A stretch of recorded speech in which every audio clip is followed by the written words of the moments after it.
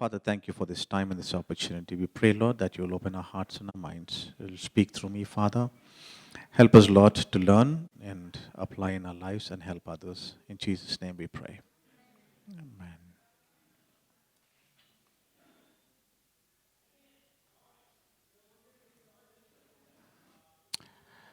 Okay.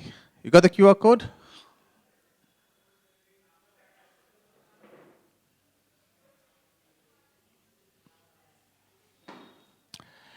Right. So my favorite way of starting any session on any topic is by defining what we are going to discuss.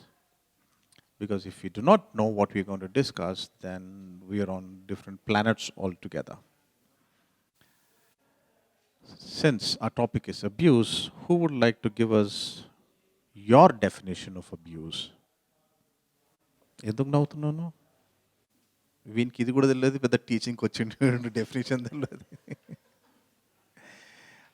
how would you define if someone said hey what's abuse, how would you define? Yeah. Doing something which the opposite person doesn't like and it offends them. Doing something to offend another person, something they don't like. Who else would like to either change or add to it? Sorry? Violation of the other person's resources, space, time, whatever. Okay. How many of you feel you've been abused at some point of time in life? Okay. Those who did not raise, you can leave the session because it doesn't apply. Okay. How many of you feel you were abused at some point of time in some form or the other? Okay.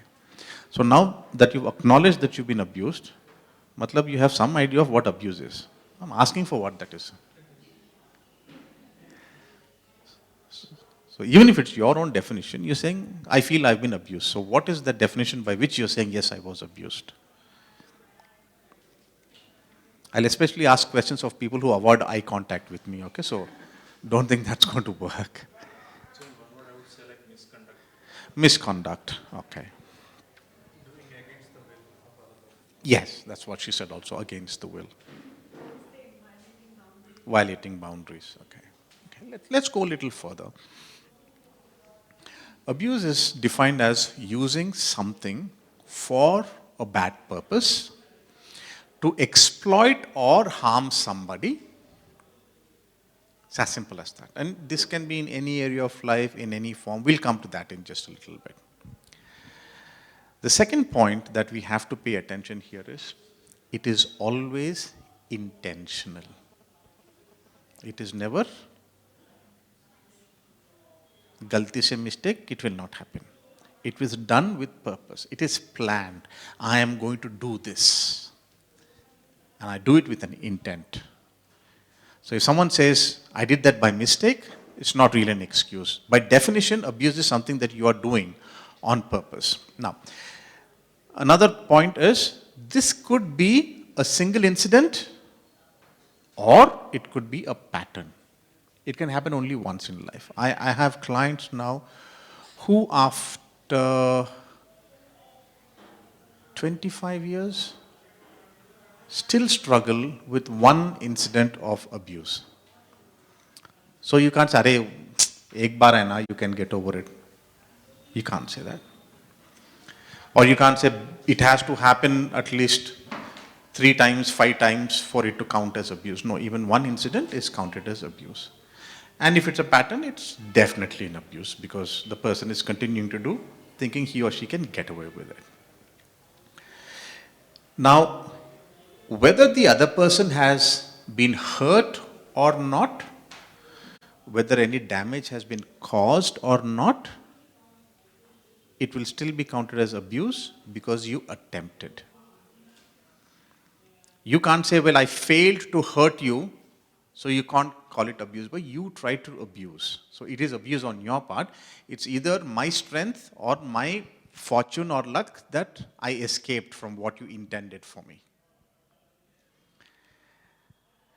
This one is kind of tricky. Some people refuse to accept it, but many times we see that the abused may not be even aware that they are being abused.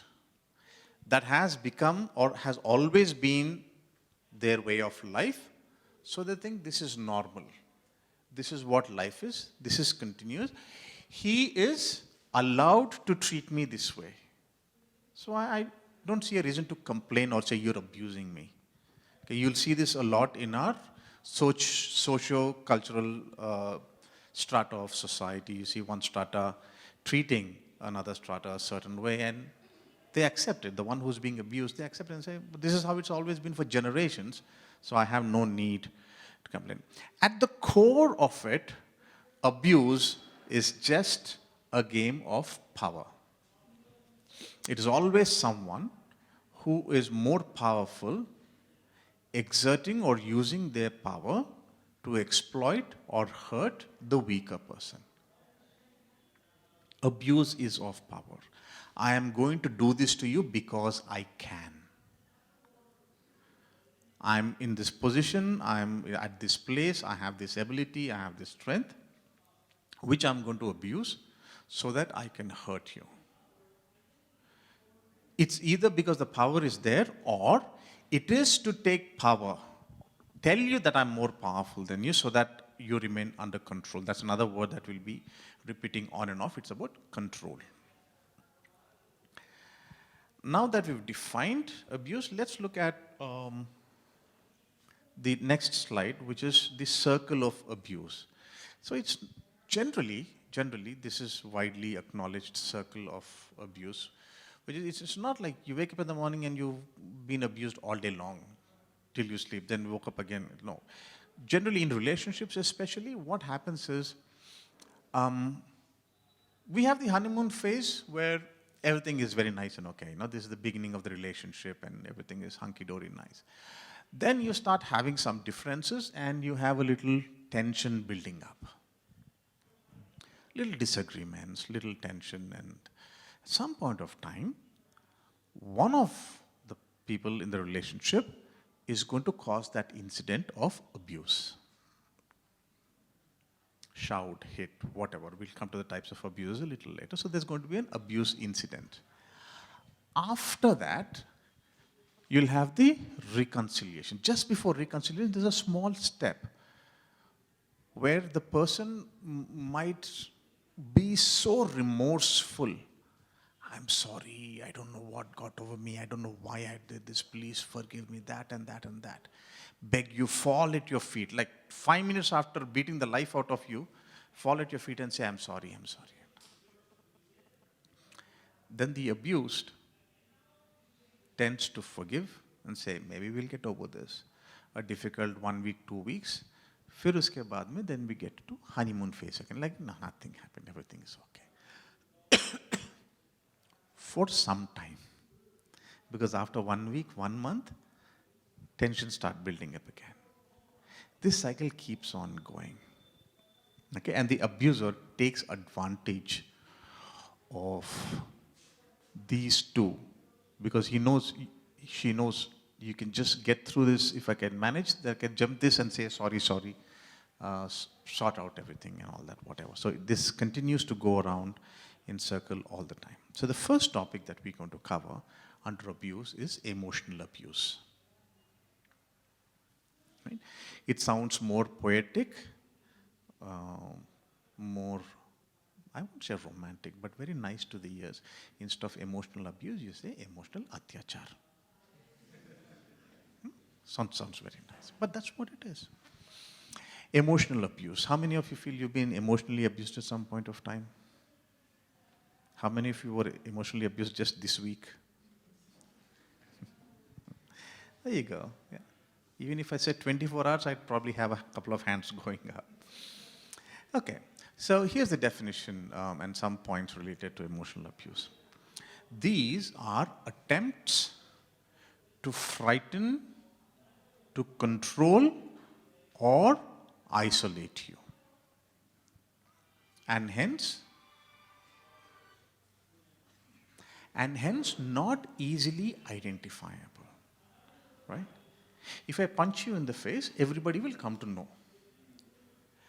But if I send out everybody and shout at you for 5 minutes, both of us can walk out here like nothing happened. No one will know that she's been hurt for the last 5 minutes. So it's very difficult to identify emotional abuse. I'm not saying impossible, but it's easy to cover up. So,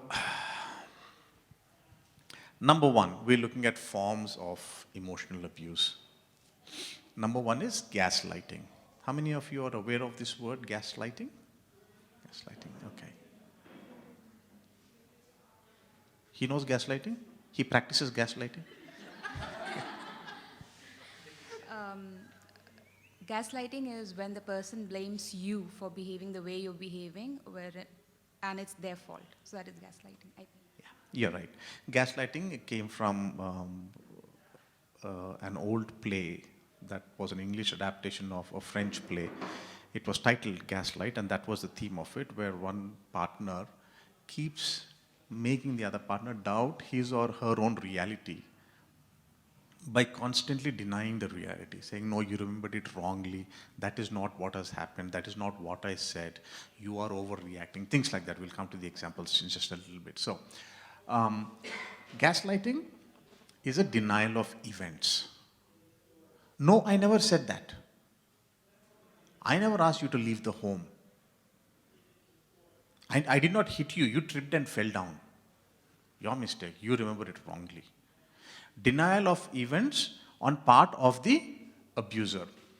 Then the abused end up doubting themselves and the reality, think, maybe I'm not remembering things correctly.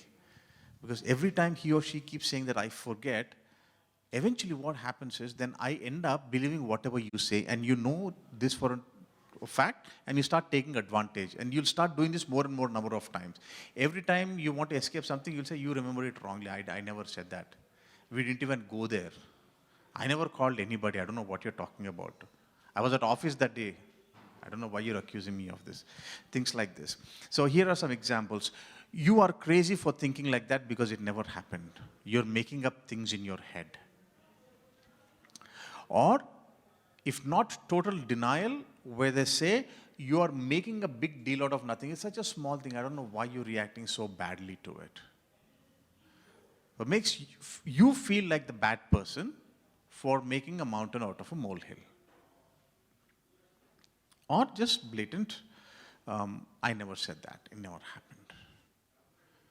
There are some more forms, sometimes they say, oh, everybody at the party saw what you did. They were all saying this behind your back. They never said anything. But if I can throw that in your face, you'll say, oh my God. So 30, 40, 50 people must have seen something stupid that I have done when I was drunk. Because my partner said. Because I was out of my senses, and he or she told me what I did. Gaslighting is one form. Isolation is a second form. Here you would see one partner or one family member discouraging you from seeing friends and family constantly. Why do you have to meet them? Why should you go to your parents every week? Why should you go to parents every Christmas also? But you met your friends just last week. Why do you have to go out again? And when you do, get angry when you see your loved ones. You're always spending, I had a couple where the husband said, oh, why do you have to go to your parents' place all the time? Your mother's place. I said, how often are you going? She says, I go once a month. And that too for 2 hours because this man is waiting downstairs to pick me up and take me back home. He can't even let me be there for the entire day. He says, at the ticket to come, you go upstairs, I'll wait for you, come down soon. They insist on going with you everywhere. Like this example that I was giving you. If you go meet your friends, I'll come. It's just coffee. No, I'll meet your friends too. Especially even if it's unnecessary. They try to restrict your mobility and finances because those will then restrict your relationships. You don't go out to meet anywhere, you don't go to spend time or money. So if there's a bike or car at home, they'll make sure you don't have access to it. Hide the keys. or tell you, I am afraid that you'll hurt yourself, I don't want you to fall down, so I don't want you to go. Or just stop you from learning how to drive also, citing your own safety. Because then you have to be dependent on me, which means then I get to take you everywhere, then I know exactly where you're going and I can control you. In the end, the idea that they would sometimes try to give you to paint a romantic picture is, I am the only one who cares for you. Because see, all of last year, your brother was not here, your mother was not here, I was the one who's taking care of you. Or they're not here because you didn't allow them to come. You didn't allow me to go. But somewhere softly they'll slowly slip this in to make you feel like, I am the only one who cares for you. I'm the best person to care for you. So you should be with me only, not with anybody else. Okay. Another way of emotional abuse is insulting language, name calling. Okay. And this can target your competence, your attractiveness, or your value as a person. So you'll constantly hear things like, you're stupid, you couldn't even study this, you couldn't even do that, no one loves you. I mean, I can only say I don't love you. How can I speak on everybody else's behalf saying nobody loves you? But that's an easy way to control you. Or indirect ways, like saying, you need to lose weight, you need to do this, you need to get a nose job done. If only you were a little taller, if you were a little this way, that way, whatever physical attributes they want to comment on. And much of this is done in private and in public also. And usually when it's done in public, sometimes you'll notice that they camouflage it as a joke. Okay? I always say there's a little bit of truth at the core of every personal joke that's thrown at you. Once you might understand, but if you see it as a pattern and the same comments being repeated, then you know this is one way of trying to control you, and this definitely counts as emotional abuse. So the victim ends up believing these things. Yeah, maybe I'm like this. Yeah, maybe I'm stupid. I've had clients. They ask them, well, what makes you, I mean, you studied here, you worked there, you've accomplished this, what makes you? Yeah, because my parents always called me dumb. They always said, look at your sibling who's much smarter than you. You're the stupid one in the family. You're so dumb, you can't do this, you're so dumb. So eventually the person grew up believing that she was dumb. And this is despite 2 postgraduate degrees and 10 years of work experience. Oh, why I'm still dumb.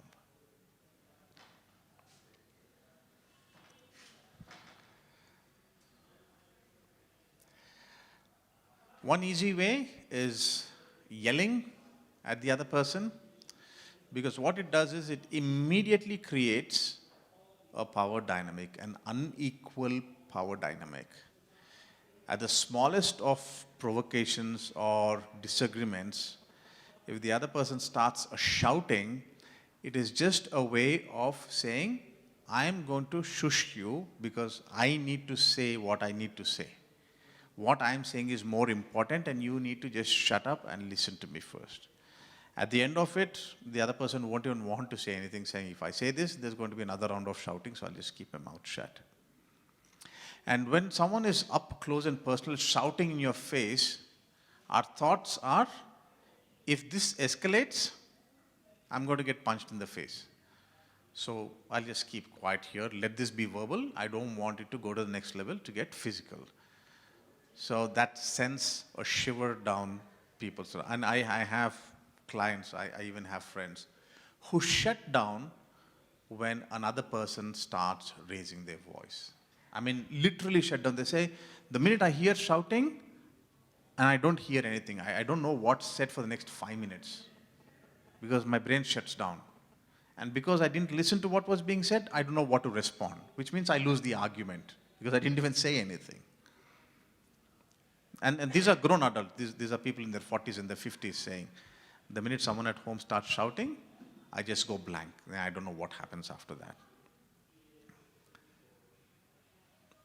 Blame shifting is another one. The abuser will always shift the blame onto somebody else, something else, but the primary target is always going to be you. You made me do this, and this comes from people who almost beat their partners, their spouses, or the children to the brink of death and say, you made me do this. If you had kept your mouth shut, I wouldn't get angry and I wouldn't beat you. So it's your mistake for making me angry by doing something I don't like. Essentially saying you don't have a choice. You just have to shut up and do what I tell you. Otherwise, this is what I'm going to do, and it's going to be your mistake. So you made me do this. If only you could do your job properly. Like if you had made sure that the children did their homework, then we wouldn't have this problem. If you had told your parents not to come, it's always you. If you had just cleaned the home before I came back, then I wouldn't get angry. So this is your fault for not listening to me and making me angry. Now, the last sentence, if you pay attention, is very important because many times we ask this question, but why is the person who's being abused still sticking around? You should leave. Why are you still around? In this case, it works very easy. Because when I'm saying, if you can get dinner ready by 6 o'clock every day, then I won't get angry. The minute I walk in, I have food. So then my partner keeps thinking, Acha, theek hai, so if I do this, then the abuse will go away. Then everything will be okay. But that's just an excuse. That's not a reason. Because the abuse will erupt in some other area of life, some other day, for some other reason. So the abused gets stuck here thinking that if I change this one thing, if I just do that one thing, then maybe everything will be hunky-dory and we'll all be happy. So that's a lie that they get stuck with, and then there's no escape from that at all. Okay. Would you agree that a little bit of jealousy is okay in relationships? Because otherwise you're saying, I don't care where you are, what you're doing. A little bit of jealousy. Hey, you're mine, I want you to be with me. But there is that little limit that you know beyond which it starts getting to be obsessive. Right? So almost all of jealousy stems from insecurity of the abuser. I am afraid that I'll lose my partner to somebody else, something else, which is bigger, better, shinier than what I have or what I am. So the best thing I can do is stop you from even going there, even knowing that that is available, restricting you, right? So the abuser here feels a lack of power and control, because if you're attracted to something else, somebody else, and you leave, then I have nothing with me to hold you back. So I'm going to use abuse. I'm going to use anything in my power to stop you from meeting your friends, going out and doing anything that gives you. And this goes for relationships, this goes for career, this goes for any kind of skill and talent the other person can have. One of my neighbors at my earlier place of stay, she was a homemaker, and she would just get in the morning, clean up the place, muggu and all that in the front, and then take care of her daughter. And the husband was working some other place. He would come back for the weekends, and all that happened. Suddenly one day she put up a board saying, tuitions. I said, good for a homemaker. It's only a couple of months later when my nieces and nephews who go there told that she was a gold medalist in her postgraduate degree. The husband wouldn't let her work because he was jealous that she was smarter than him. He didn't want her to have a career. So made sure that she was a homemaker, never went out anywhere, so that he can somehow still continue to stay in power and control of the relationship. Right? There's going to be constant accusing of cheating. Who are you texting? Why is that person calling you? Why are you going here? I know you guys are spending so much time. I know something's happening. With anything, everybody, with or without any proof at all. There's going to be constant monitoring of communications, checking on your phone, your calls, your text messages, calling your friends and finding out, hey, she said you guys went there, how was it? The idea was not to figure out how was it. The idea was to confirm whether your partner really went there or not. Okay. There could be controlling of appearances. It's a very unfortunate thing for me. I have boys and girls, teenagers who come and say, my boyfriend, my girlfriend is doing like this, saying you can't dress like this, you can't be like that, you can't talk to so-and-so. Yeah, you can't wear these kind of clothes, you can't look like that and all that. Controlling appearances. And this constant stalking, trying to find out where you are. All these are just emotional abuse you'll have to be very careful of. Anger is a big thing. If there are unpredictable outbursts of anger, you never know at what the other person might get angry. Hitting and throwing things around the house, breaking things, which means then the abused is afraid of making even the smallest of mistakes. Technically, it's the proverbial walking on eggshells. You have to be careful. Every word has to be measured. Every action has to be thought through twice, thrice, to check if your partner or the abuser might get upset with this. So the abused get very, very hyper vigilant, thinking twice before any word and any action at all. So how do we deal? Number one, you have to stick to your boundaries. When I say establish, you have to speak and say, I will not allow you to do this. Please don't talk to me like this. You can't restrict me. Okay, these are the do's and don'ts in the relationship. You have to speak your mind and say, I agree to this, I do not agree to this, I am not okay with this. Speak your boundaries and stick to them. Okay, because in the circle of abuse that we saw, what first starts off is by what we call boundary pushing. So what the abuser does is, they start pushing the boundaries to see how much you will take. And if you keep quiet at 1, they'll push it to 2. You keep quiet at 2, they'll push it to 3.5. They'll see how far they can get away with it. And this time, if you let them to 3.5, next time they'll try at 4. They'll slowly put it. And before you know it, you're already 8.5 and you're wondering, how did I get here? That's because you did not stick to your boundaries. So speaking is not sufficient. You have to stick to your boundaries. Number 2, make yourself a priority. Because if you don't care for yourself, something bad is going to happen really soon. Do not try to fix the abuser by yourself. You can't do it. Remember, he or she has you under their control. They will not allow you to fix them. You don't have the power to fix them. So you either refer them to your church, your pastor, a therapist, or family. We'll come to that in the next one. Build a network. One of the best things you can do is start speaking about this as soon as it happens with family and friends. Let somebody know. Because one of the reasons the abusers thrive is on secrecy. They'll beg you, they'll threaten you, anything. So as long as nobody outside knows what's happening, they'll continue to do this. Because it's very soft, very subtle, very easy to carry on from one day to another. Of course, do not blame yourself. And have a separation and an exit strategy. Sound very unchristian, Ruth? Exit strategy, especially if you're married. Yeah? What would you say? How many married people here? Do you have an exit strategy? Trick question. But in abuse situation, do you think it's right to have a separation or an exit strategy? No, you should just stay and be abused and keep praying on your knees. What if one day they break your head and kill you?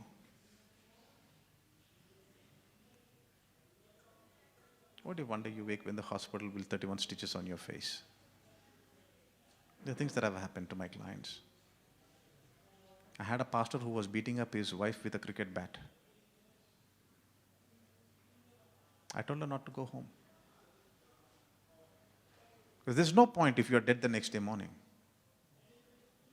And you do not go back until there is proof of change. You do not go back. In these last 11 years, I've suggested 2 couples to go in for temporary separation or supervised living with somebody else at home.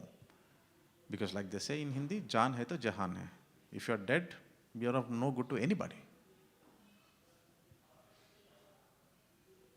right? Find a therapist, talk to your pastor, somebody, but get help. Let's go on to the next topic. We have until 2:45. 2:45, okay. We'll run through this a little quickly. Child sexual abuse, when an adult uses a child for his or her own sexual gratification. A sexual act between two minors also, it doesn't have to involve an adult. Even between two minors, if one exerts power over the other, then we will still refer to this as child sexual abuse. To break down some myths, this happens in all countries, all socio-economic strata. It happens in all education levels. It happens in the cities. It happens in the villages. It happens in the home next door. It happens in our house. There are no geographical boundaries. There's no place this doesn't reach.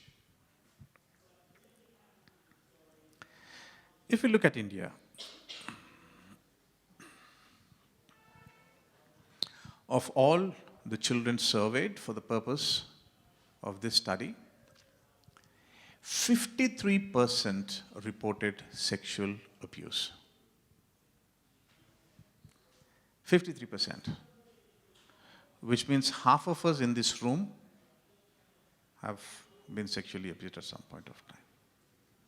One instance, multiple, I don't know, but those are the chances. Of them, 53% were boys. We continue to keep having this notion, only girls are abused. 53% of the abused were boys, 47% were girls. And of the entire population who reported abuse, 21% were severe abuse. Not just in the passing, not just one touch and go things, like severe abuse. I've got some more infographics for you. Okay. Types of abuse, one is non-touching. You have exhibitionism, right? I had a classmate in Sunday school who would go behind the church, pull his pants down whenever a girl walked across. A lot of people do this exhibitionism. Or porn exposure, which is exposing the child to pornography. Phone or online communication in a sexual way. Okay. Sexting, online sex chat, anything. Showing or asking for pictures, constant one-liner, send me nudes. Okay. Big gateway to blackmail.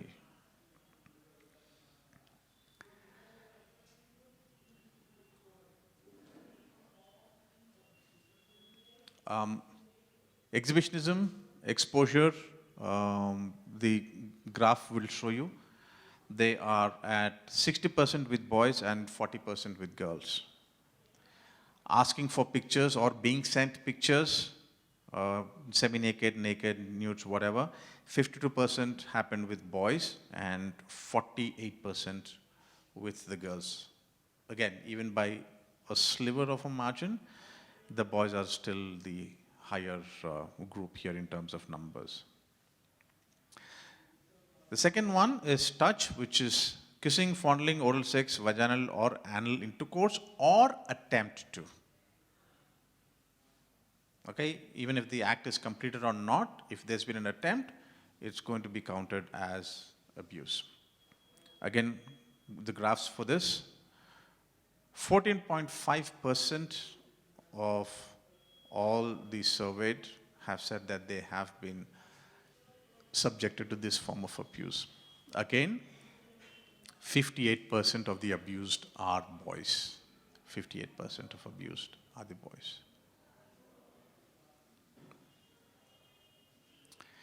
So what are the indicators that someone has been abused, and especially if you're looking for these in children in around your home or your family? If you see sexualized behavior, if you see young children exhibiting very sexual behavior in the way they walk, in some of the things that they talk, in the dances that they do, in their dressing also sometimes, then you know that they've been exposed to something from where all of this is coming.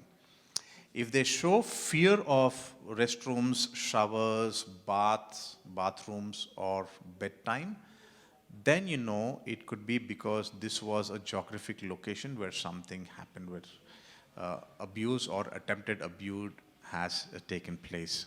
Right? So if you notice someone suddenly saying, I don't want to go here, I don't want to sleep in that bedroom, things like that, you know something happened. If you see sudden personality changes, either hyperactivity or a total withdrawal of not talking to someone, from a kid who used to be earlier very chirpy, then you know something's gone wrong. If there's unexplained tension, anxiety, or fear, falling performance at school, or not going out to play with friends, not enjoying things that they used to earlier, please pay attention to it. A grown child now is going back to bedwetting, then you have to pay attention to that as well, because all this is related to fear and a very self-conscious behavior of the body. It goes with the first one, which is sexualized behavior. All these are indicators, especially in children. If you see one of these things, you might want to sit down and have a chat with that child. What are some of the consequences? Top three, especially in the Eastern culture and India: shame, guilt, and fear. What's the thought behind feeling ashamed? What will people think of me? What's my image in society? What's the thought behind guilt? I'm the bad one. I did something wrong. I'm the horrible person here. Fear, what if this happens again? These seem to rule our lives in our culture. So the child, now even an adult, could be continuing in shame and guilt. Of course, depression, anxiety, and other mental disturbances come along with it because of these consequences. Could push to addictions because they look at it as a way of escape from what's hurting them from within. That's their attempt to either mask or escape from the consequences of what has happened.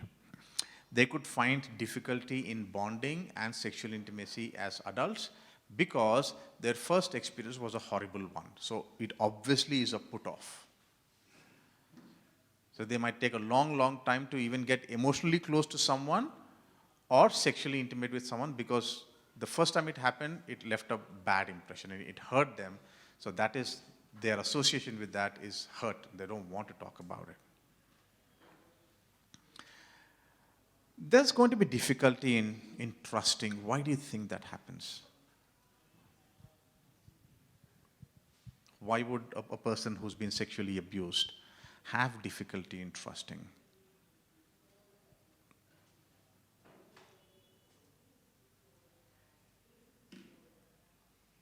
Is it difficult to guess? Maybe they got it from the person they trusted. It's not maybe. More than 90% of the time, it is someone they trusted. It is an older cousin, it is a neighbor, it's an uncle, it's an aunt, it's a grandfather, it's a parent. All these are from my practice. Okay? I'm not guessing here, including parents. So if this person who is my parent figure who's supposed to take care of me can do this, anybody can do anything. So I should not trust anybody at all. We've spoken about difficulty in sexual intimacy. There's going to be a tendency to the extremes of sexual. They could either go frigid and say, I'm never ever going to be physically intimate with somebody. Or say, well, this has happened to me. I'm dirty anyway. So why should I stop? I'll go to the extreme. I'll become promiscuous. I'll go sleep around with anybody. Whatever I'll do, whatever I'll experiment, anything that is to do in this area of physical intimacy, because I don't care. I'm done already. So either extremes is quite possible. What can you do, especially with children, to prevent is create awareness. Talk to them. How many of you were here in my earlier session in the morning? Okay, so I'll ask a question that I asked them. At what age do you think we should start talking to our children about sex and sexuality? Who said 5 years? How dare you say 5 years? We can't wait till they're teenagers. We can't wait till one day before their wedding and say, hey, now you're getting married, this is going to happen. You are late. I knew about sex when I was 7 years old. I knew. See, no one told me. I knew. My parents didn't tell me. And in the morning, I was saying there's literature outside on homosexuality for toddlers. Small, nice, colorful, unicorn type looking books. We're saying, me and my two daddies, my rainbow shirt, and things like that. So we need to start talking age appropriate. You can start giving more and more information as they grow, but the sooner you start, the better it is, because they'll come back to you as the trusted source of information and not go someplace else. My sex education was all the drawings on a wall on my way to school. Someone should have sat me down and told me, not wait till 8th class biology. Family, school, church, 3 best places. All 3 of them run away from this. No one wants to talk about it. Who do the children get the information from? Now, internet, number 1, king. So they get the wrong information. They don't need to come to you. So start talking about it. Teach discerning obedience. What do you mean? What do you think I'm talking about? Teaching discerning obedience. In our culture, the kids are taught to obey the parents. Just shut up and do what your parents tell you. But then we don't stop there. Beside the parents, in brackets, we put uncle and grandfather, grandmother, teacher, bade bhaiya, this, that, everybody. So anybody who's older than you, you should just shut up and do what they tell you to do. We have to tell them, obedience is great, but you have to discern. If you're uncomfortable with something, please say no. Come back and talk to me. Because in their head, they're saying, anybody who I put in this bracket, I should just shut up and do what they tell me to do. Teach about good touch, bad touch, someone just said, as early as possible. Teach them to shout no and run away from that place. Please have an idea of where they are spending their time. Be discerning about who they are spending their time with also. Like we said, 90% of the time, it's the people that we trust. It's family. Okay, so be careful who they live with, and provide a private sleeping space for kids as soon as possible. I was talking to a couple some time ago, and they said the kids sleep with us. How old are your kids? 5 and 3. I said, why are they still sleeping with you? No, but if you sleep together, there'll be good bonding, no? I said, what's going to happen to your bonding with your spouse? Are you sacrificing that? And it doesn't help. You have all day to bond with your kids. Go play with the kids. That is what is bonding with the kids. So as far as possible, if you can afford it, give them their own sleeping space as soon as possible. Now, give the child the permission and the comfort to come and tell you. If you shush them away once, then they won't come and tell you anything after that. Okay? Do not deny, ignore, or minimize complaint. Again, for the fear of, I don't know, did I keep that there? Yeah, for the fear of something going wrong with the family or relationships breaking, the elders will say, no, you're mistaken. Your uncle will never do like that. Why? Because he's your brother and you can't listen to what your brother is doing to your own child. So you'll ask your child to keep his or her mouth shut. So do not deny, do not ignore or minimize the complaint. Remember, the child has been either coerced to or threatened to keep it a secret. The child is already very uncomfortable talking about it, and if you say one word this way, that way, he or she is just going to shut down. Don't blame the kid saying it's your mistake, you did this. The kid doesn't know what's happening. Okay? Keep confidentiality. If the kid says, please don't tell anybody and I don't want my brother to know and all that, maintain that confidentiality. The only place where you're going to break it is the last point, which is you have to confront the abuser. Okay? Before we go there, do not assume it's a one-time occurrence. You don't know for how long it's been going on. And confront the abuser. Doesn't matter if this person is your father, your spouse, your uncle, your chacha, your mama, your best friend, doesn't matter. Do not sacrifice the rest of the future life of your child to keep another adult relationship with a person who is in the wrong, who did this on purpose with intent for his or her own sexual gratification. Those are our contact details. If you want to talk to somebody or if you want to refer somebody who has been struggling with any kind of abuse, give us a call, write to us, and we'll try to help you the best that we can. Okay, do we have questions on Slido? Okay, any questions on the floor?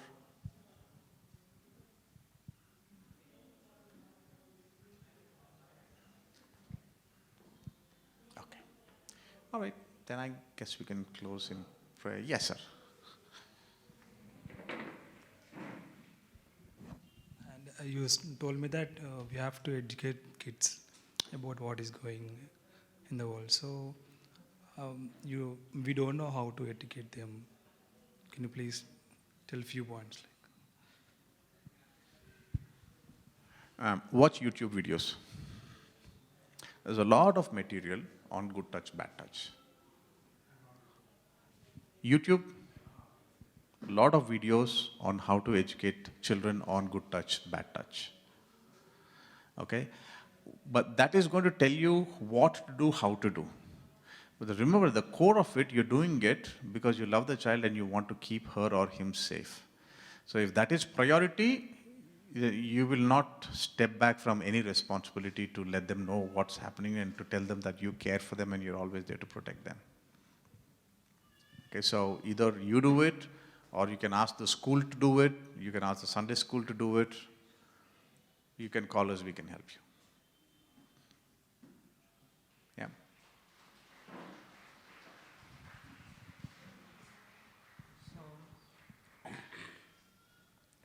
So in the ratios, they show that boys are mostly abused.